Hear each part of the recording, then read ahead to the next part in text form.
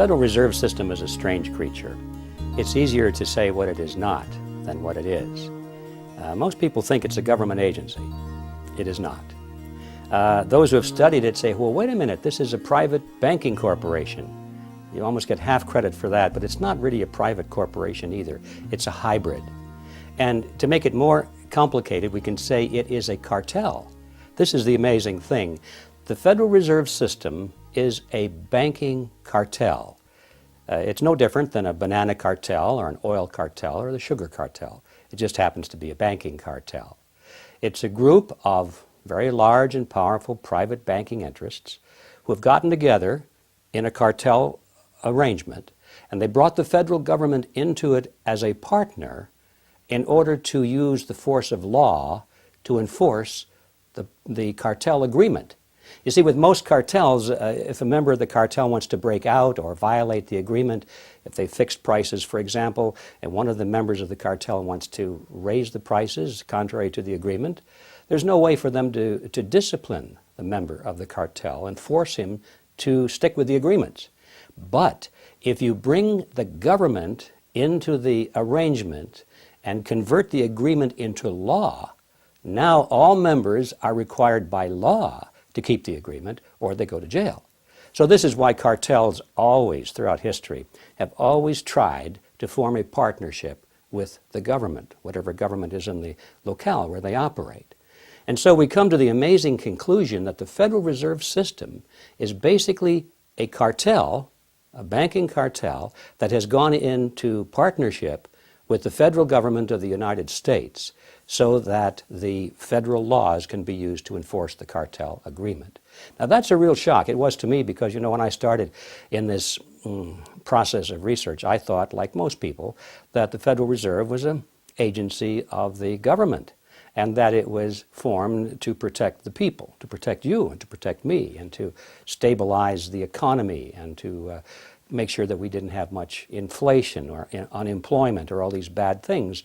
And you know, when the chairman of the Federal Reserve comes before Congress or before the television cameras and he's asked to explain why they raised the interest rates this month or why they lowered them or whatever they did, the chairman always says, well, we did it for you folks. We did it in order to cool down the economy or to stimulate the economy or to create more jobs or whatever. It's always expressed in terms of, we did it for you folks. It wouldn't go too well if they said, well, we really did it because it helped the banks. People would say, what did he say? You know, but you can imagine the head of the banana cartel saying, well, why did you raise the price of bananas this month?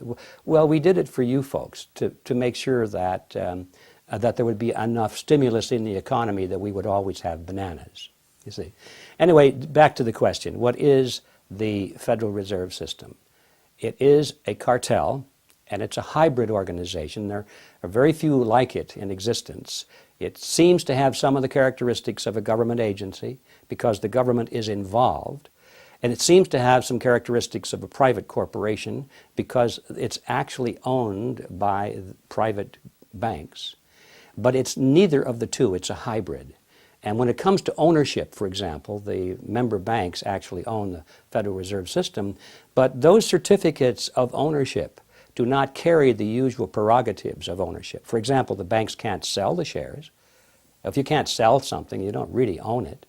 And they can't even vote for their board of directors, you see. So what's this ownership business? It's merely a kind of a facade. It's a name, it's a word they give to it. Well, it's owned by the banks, but in reality, it is really a hybrid. It's a cartel that operates under the protection of the federal government, and the government has given it a monopoly, a virtual monopoly, to create the nation's money supply. Now, I have no doubt that the members of the Federal Reserve System, the banking cartel, want to see the economy as strong as possible. They don't want to kill the goose that laid the golden egg. But you can be sure that when there is a conflict between the advantage of the cartel or the purposes of the nation at large, there has to be no choice. They always go for the purpose of the cartel because that is who they are. That is who employs them. That's where their money comes from. That's the reason for being. Now, the purpose of the Federal Reserve System really is to protect the large member banks from competition and to preserve their profit margins. And as we've seen in late, when some of the banks get into trouble, the purpose of the Federal Reserve System comes to the fore, which is to pass on the losses of the banks to the taxpayers. They do this through Congress, generally. Remember, Congress is a partner with the Federal Reserve System. And they go to Congress and they say, well, the banks are in trouble. Now, we don't want the banks to fold because that would be bad for the economy, right? That would be bad for you folks. And so, since it's for you folks that we're doing this, the congressmen kick in the extra money to bail out the banks, to guarantee the loans, to guarantee the interest payments from the countries that are going bankrupt and can't make their interest payments to the bank and so forth, whether it's Mexico or China or Russia or some country in Africa or Asia. They cannot pay, so they come to Congress. Congress says, we'll pay for them.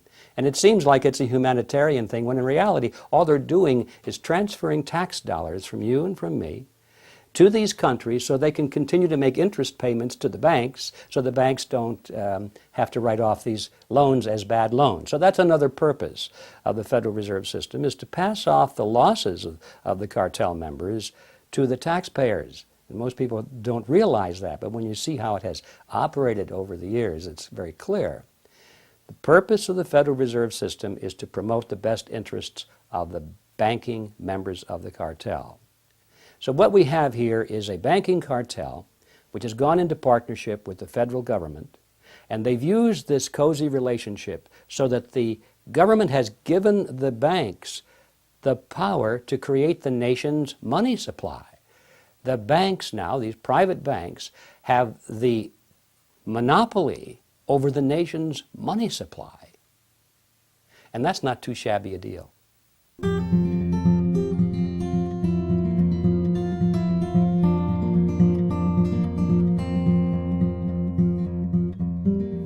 When I first became interested in the topic of the Federal Reserve System, I was aware that the Fed was formed not in Washington, D.C., not in the halls of Congress or some meeting room, but it was formed on a private island off the coast of Georgia called Jekyll Island. That's the reason I called my book The Creature from Jekyll Island, because here it was a strange thing that something as important as the Federal Reserve System was created on a private island off the coast of Georgia. That aroused my curiosity. I didn't think too much about it until I got into the details of the history, and what I found was absolutely amazing. First of all, this island in those days was privately owned. It was a resort island. It was a club. They called the Jekyll Island Club. And its members were a relatively small group of billionaires from New York, people like J.P. Morgan and William Rockefeller and their business associates and their families. And they went there during the cold winter months because they wanted to get away from the ice and snow from New York. And so Jekyll Island in those days was a private resort, and they had a beautiful clubhouse there. In fact, it's still standing for anybody who wants to go there and visit it. The island has been preserved in many of these cottages, which they called them in those days, which were the summer resort homes of the very wealthy, are still there, and you can visit them, and it's quite an example of the elegance and opulence of the turn of the century. But the key feature is the clubhouse. And the clubhouse is where this meeting took place.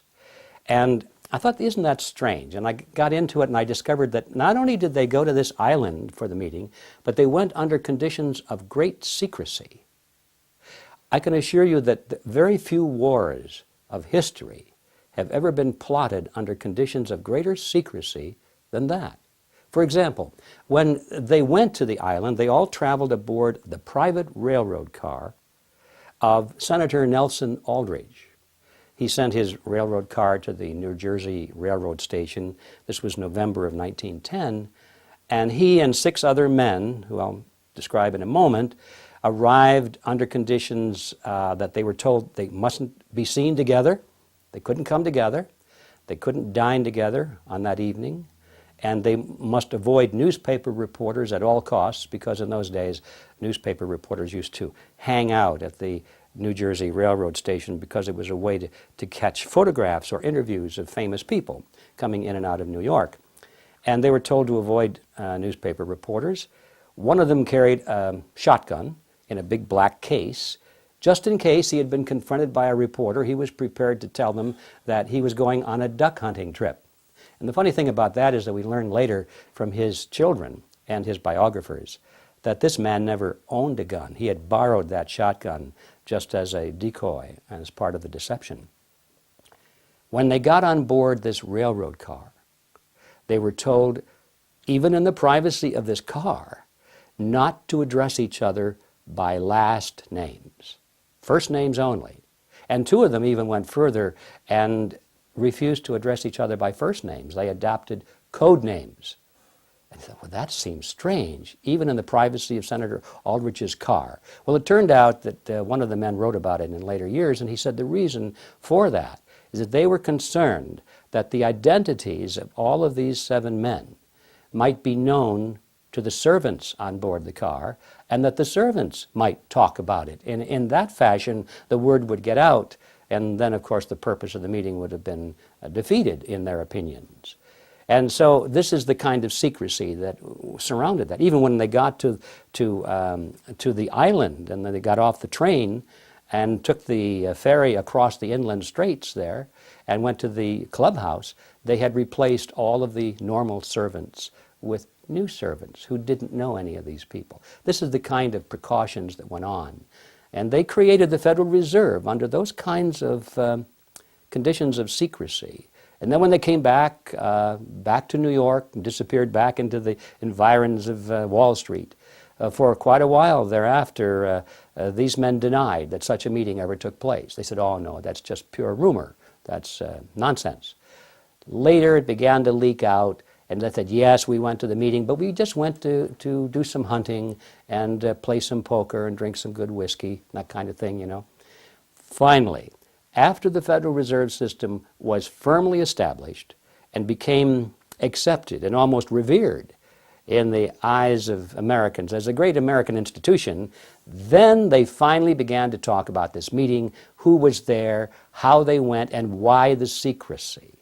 And most of this is now written in their memoirs or in their biographies or in interviews they gave with newspaper reporters and that sort of thing, so that if you go to any well-stocked library today, you can learn in minute detail exactly what happened on Jekyll Island, why they went, who these people were, and especially you will learn why the secrecy. Now, what is the reason for the secrecy? In those days, there was a great deal of concern among the American people about the concentration of financial power in the hands of a few very wealthy and powerful financial interests in Wall Street. They called this the money trust in those days. If you look into the editorials of the time, you'll often find editorials condemning the money trust. And the cry in those days was to break the grip of the money trust. And one of the primary purposes of the Federal Reserve Act, as it was promoted to the American people, was just that, to break the grip of the money trust. They were going to write a law that was going to take the power away from these people and put it in the hands of their trustworthy politicians, you see. Put it in the hands of the people through the electoral process. That was the propaganda behind the Federal Reserve System. So what's the purpose of the secrecy?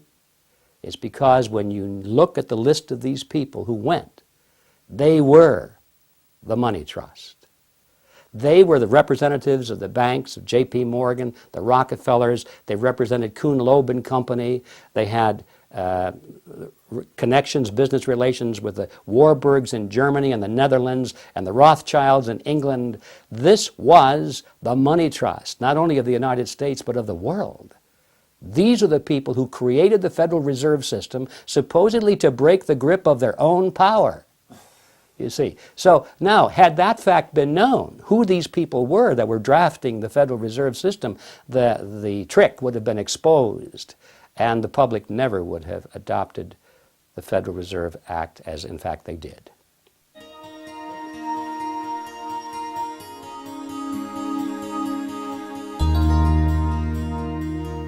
Money is created through a process that I call the Mandrake mechanism. Now that goes back to the 1940s when there was a popular comic book character by the name of Mandrake the Magician. He was quite a guy. He had this big black cape, and he could wave it around and things would disappear, and then he'd wave it again and they would reappear. He was quite a magician. And I got to thinking about how money comes into being and how it's extinguished in the United States and much of the rest of the world, for that matter. I thought, aha, that's the Mandrake mechanism. It's magic is what it is.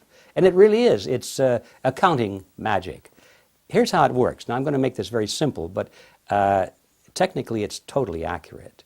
It starts with Congress. Remember, a moment ago I said that the Federal Reserve System was a partnership between a cartel and the federal government. Well, if there's a partnership, there's a reason for the partners, both of them, to be in it, or they wouldn't be. So the question is, why is the banking fraternity in this partnership, and why are the politicians in it? And that is answered by understanding how money comes into being. So it starts with Congress, or the government side of the partnership. Congress needs more money. They always need more money. They like to spend money. That gets them elected. They don't like to raise taxes because that gets them unelected. So congressmen and senators are always balancing this choice between how do we give more benefits, how do we buy more votes with the taxpayers' money without raising their taxes. And it's a perennial problem. And the politicians get pretty good at this mechanism. The answer, of course, is that they borrow it.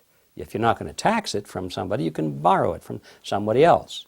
That sounds very well and good, and that's why we have government bonds and treasury notes and bills and so forth, and we have what's called the national debt, because they've borrowed money to pay for current expenses that they don't want to pay for through taxes, because that would be unpopular. Well, fine as far as it goes, but when you borrow money, eventually you have to pay it back. See? So 30 days after they borrowed $1 billion, or 60 days, whatever the term of the loan is, or a year, they have to pay that money back. Well, lo and behold, it turns out that the congressmen and the senators are still not taking in as much money in taxes as they are spending in benefits, so they don't have the money to repay the loan. So what do? Easy. Borrow some more. Borrow enough to pay back the original loan, plus a little bit more to keep them in office, keep them with the image of the big spenders. So this process goes on and on and on, and that's why we have the national debt growing and growing and growing. So far, so good. If you borrow money from somebody who has the money, you don't really increase the money supply. All you're doing is just taking it from one person and promising to pay back interest on it. But the money supply doesn't increase. The Federal Reserve enters the picture at this stage because, you see, they can never borrow enough from the private sector. There's never enough existing money out there for the politicians to borrow without having to raise the interest rate very, very high to attract it, which is also politically unpopular. So they don't want to do that either. So what do? They go to the Federal Reserve System, and by agreement, remember this is their partner now in this agreement, the Federal Reserve System agrees literally to create the money that they're going to lend to the government. It's not really a lending at all, as you can see, but they use the old traditional words of lending it to the government, when in fact all they're doing is just printing it for the government. They're creating it for the government, and then they call it a loan. Of course, they don't print it all because most of it's checkbook money, but nevertheless, the process is the same as if they had just turned on the printing presses and printed all this money and gave it to the federal government. And then they were going to loan it to the federal government and charge the government an interest on it, and that's a misnomer either. What they should really say is, we've created it for the federal government, and now we want a service charge. That's an accurate understanding of what is really going on. But instead, they confuse it by saying that it's a loan and interest. So now, once the Federal Reserve System creates this money out of nothing, literally, it's fresh money into the society, into the economy, and that's how the money supply keeps growing and growing and growing. Now, that's just the beginning, though. Now, most people are alarmed when they hear about the fact that the Fed can create money out of nothing and charge interest on it, so-called interest. But that's just the beginning of the story. Let's follow that money and see where it goes. Remember, there's another partner in this thing. We've only looked at the government partner. What about the banking partner? What's in it for them? So let's follow the money and find out. Let's say, for example, that our postal delivery guy gets a $1,000 check from the federal government. Now, that's money that was created out of nothing by the Federal Reserve System. He doesn't know that. To him, it's perfectly good. It's a check. It's a government check. He can spend it. So he takes it down to his private bank, his commercial bank, and he deposits it into his private checking account. Now the money suddenly is out of the government cycle, the government side of this, and into the commercial banking side of it. Now this is where the action really heats up. If I were a banker and you were the postal delivery man, and you came into my bank with your $1,000 check and you deposited it into my bank, into your account, I could go to the front of the bank and address everybody in the room there, and I could say, attention everybody, this fine gentleman here has just deposited $1,000 into our venerable bank. And now we have money to loan. And everybody would be happy because they know that many of them are there to borrow money, and they know that the more money there is to loan, that usually means the lower the interest rates are. So they're all happy. So some fellow over here says, well, how much did he deposit? And I say, well, $1,000. And he might say, well, that's not enough. I want to borrow $9,000 because I'm looking at this used car over here, and I need to borrow $9,000, but you've only got $1,000. I would then say, don't worry about it, sir. I can lend you $9,000. And he would say, where did the other 8 come from? And I would have to say, don't worry about it, sir. These things are more complicated than you can imagine, and you don't need to know these things. I can lend you the $9,000, and in fact, I can if I'm a banker. For every dollar, or every $1 billion that's put into the banks through the circle we just talked about, I, as a commercial banker, can create an additional $9 billion and push them out into the economy as loans. Now that $9 billion based on the $1 billion, which itself was created out of nothing, that was the foundation. That was the one that they gave to the government, that billion. Now that $9 billion comes into the commercial banks, and the banks now can create an additional $9 billion on top of the $1 billion. All of it is just fiat money. It's created out of nothing, but the commercial banks get the bigger end of the deal, as you can see. They can create 9 for the private sector called loans, and these are genuine loans, and that is where our money comes from. That is how money is created. Every bit of it is created in this fashion. If we were to take away all of the loans, if all of the loans in the world would be repaid, there wouldn't be one red penny in circulation in the United States of America. It would all disappear back into the computer chips and into the vaults. There would be no money in circulation. Every bit of it is based upon debt, and that debt creates money that literally has nothing behind it at all. Now this is how money is created in the Western world. And it's an amazing story, and only a few people, even within the banking industry, really understand it. I've talked to many people who work in the banks, and they read my book and they say, gee, I didn't know that. All they know is how to keep the numbers balanced in the columns and how to fill out the application for loans, and they all have a job to do. Only a very few people at the top know how money really comes into existence.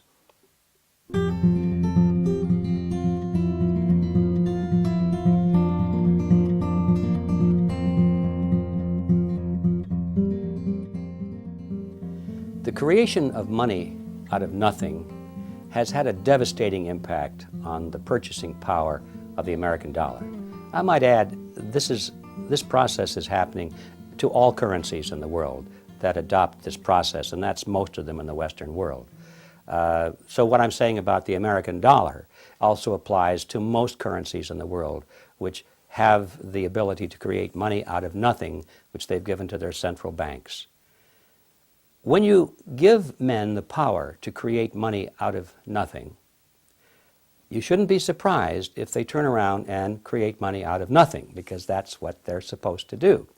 Now, the underlying philosophy is that, well, we'll be very conservative about it. We won't run rampant. We won't abuse this power, would we, for our own personal gain or our political advantage? Heavens no, we would never do that. We are wise and wonderful people, and you can trust us, they say.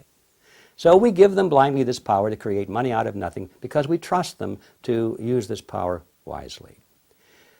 Nowhere in history has this ever been a justified trust. Every time man has had that power, and this started back in antiquity, those with the power have abused it, and they have created more and more and more money at a rate much faster than the expansion of goods and services which are being produced by the productive side of the economy. Now, if the goods and services were growing at a rate which is exactly the same as the money supply, then the purchasing power of the monetary unit would remain constant. And in fact, it has happened that way wherever men have not had the power to create money out of nothing. For example, when money was based on monetary units like gold or silver, it's interesting, I think, to know that in ancient Rome, if you had a 1-ounce gold coin, that would be the cost of a nice toga, a handcrafted belt, and a pair of sandals. Today, thousands of years later, if you have a 1-ounce gold coin with no numismatic or collector's value to it, just a cougaran or a bullion coin of some kind, and you convert that into Federal Reserve notes, you can walk into a store and buy a nice suit, a handcrafted belt, and a pair of shoes. The real price of those items, and all items for that matter, throughout history, does not change when measured in terms of something of intrinsic value, such as gold or silver, because those things take human effort to produce as well as the belt, the toga, and the sandals. Both of them take human effort to produce, and that's why they maintain value with each other. But once you break that away, and you give men the power to expand the money supply without that discipline, they're going to expand the money supply faster than the increase in goods and services. And then you're going to have this difference in purchasing power. We call it inflation. And inflation, I think, is a bad word because really we think of inflation as rising prices. But in reality, what's happening, prices are not going up. It's that the value of the dollar or the monetary unit is going down. That's what's really happening if we understand the process. And it's a tax, therefore. Our lost purchasing power, what we have to pay more for a bag of groceries today than we did 5 years ago, comes out of our pocket, comes out of our earning capacity. That is value which we should have, but it's been taken from us through a process that we call inflation, but in reality it's a hidden tax. It's a tax that is more vicious than any other tax you can imagine. There are no exemptions, no deductions. And those with the least amount of money pay it to the highest degree. I mean, it's the most unfair, most unjust tax you can imagine. And that is what inflation is. Inflation is the result of being able to create money out of nothing. And that is the power we have given to the Federal Reserve System. Therefore, we can say that the Federal Reserve System is the agency of a hidden tax called inflation.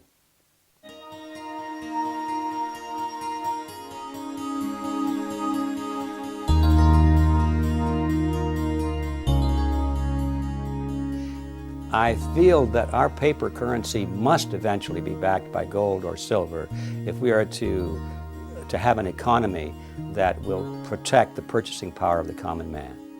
We must have it furthermore to protect our freedoms, because if we lose our economy, if we become totally dependent economically upon the state, then we've lost our freedom. We become vassals of the state. And all of this can be traced back to the fact that our monetary unit is completely valueless, or let's say it is valued only at the whim of our leaders. And that is a very precarious position to be in. I don't think anybody, if they thought it through, would ever say, that's the system I want, and yet that's the system we have.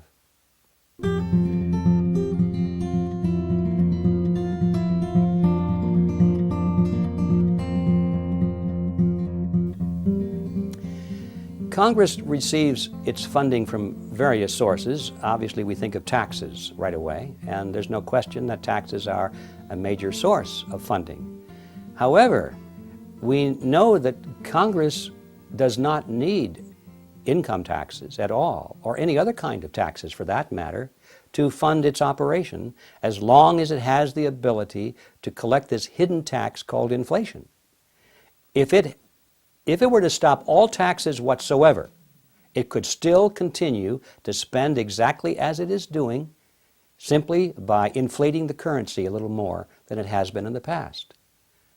Isn't that an amazing thing? Congress does not need taxes, and yet they talk constantly about taxes. They want us to focus on the taxes because this we can measure. We fill out the form at the end of each year, but the GEO is a 30% or a 40 or a 50% bite. And we can see the tax bill on our sales receipt, what we paid to the state, and we can look at those numbers and we complain about them. But the bigger menace is this hidden tax called inflation. We never see those numbers, except that somehow at the end of the year we worked like dogs and we got a little bit of a raise, but our standard of living went down. And that's the tax I'm talking about. This is where Congress gets a great deal of its money, if not most of it, and where I think it plans to get most of it in the future.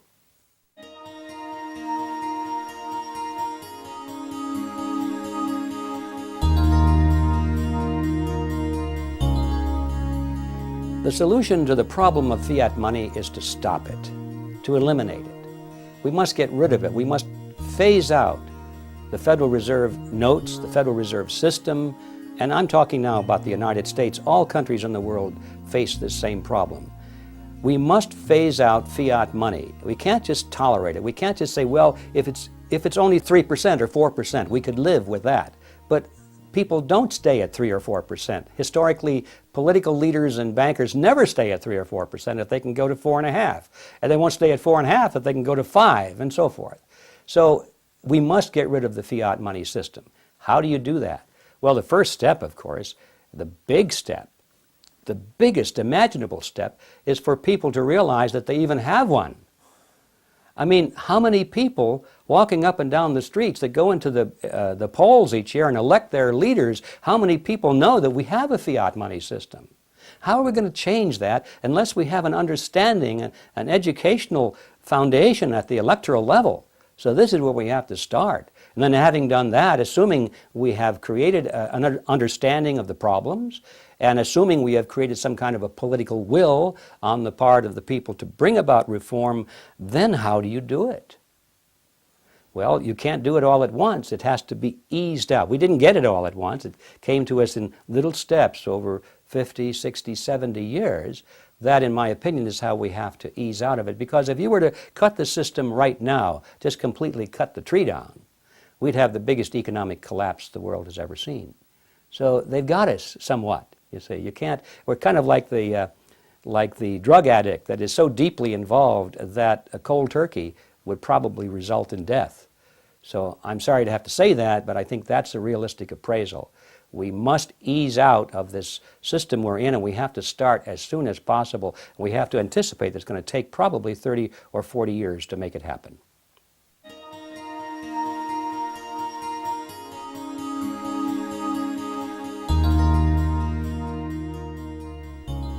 The bankers and the politicians get away with this arrangement, if you want to be kind and call it that, mainly because people don't understand what they're doing. We have been told in our textbooks and by our leaders that what is happening in the banking system is really quite marvelous. We're told that it's a wonderful creation of the new age. And that if we didn't have this system, oh yes, there are a few problems here, yes, there are a few inequities, and yes, we got a little inflation, and yeah, we admit all these things, but if we didn't have this, we're told, we'd still be living in caves, eating raw meat, or something like that. So we are given a bill of goods, basically. We are told, don't get too informed on this, just trust us that we're taking this under advisement and we're doing a good job, and don't rock the boat, whatever you do. You don't want to mess things up, do you? And that line usually goes over pretty well, and people buy it, and they don't understand it, so they don't want to touch it.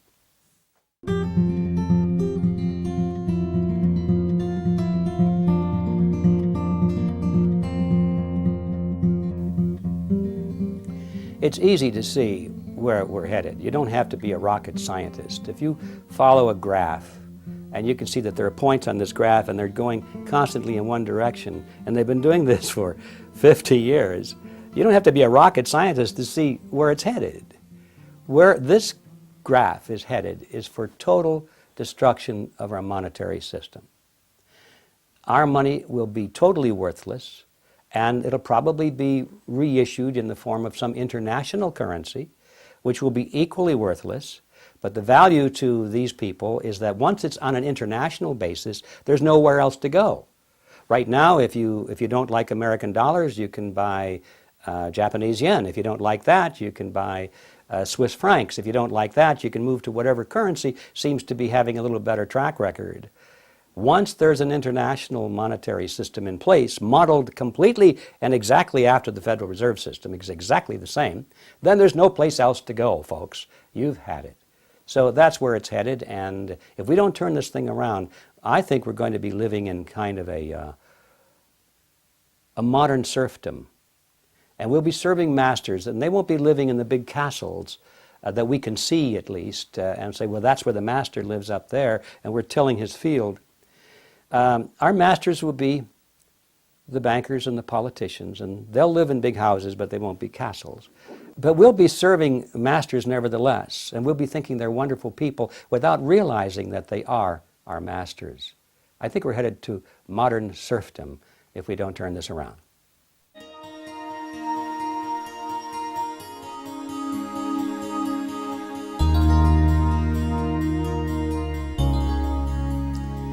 If the United States went back to constitutional money, it would be an amazingly wonderful event, because it wouldn't be just going back to constitutional money.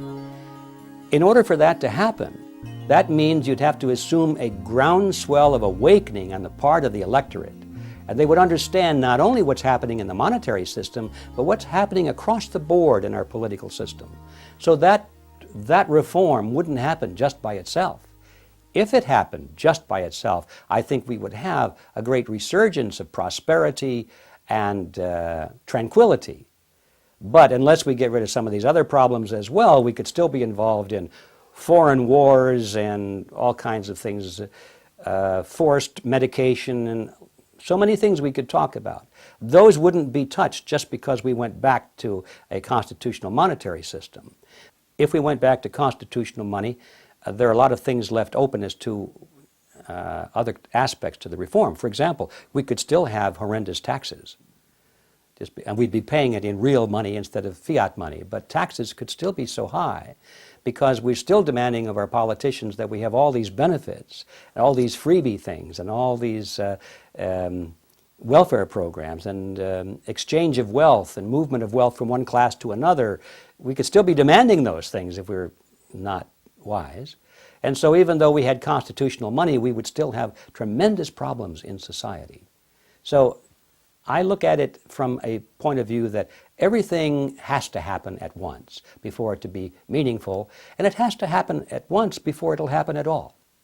But if we did go back to a constitutional monetary system, that means that the electorate would have to be questioning a lot of other things in our society as well. And I think we would see an improvement across the board, and I look forward to that day.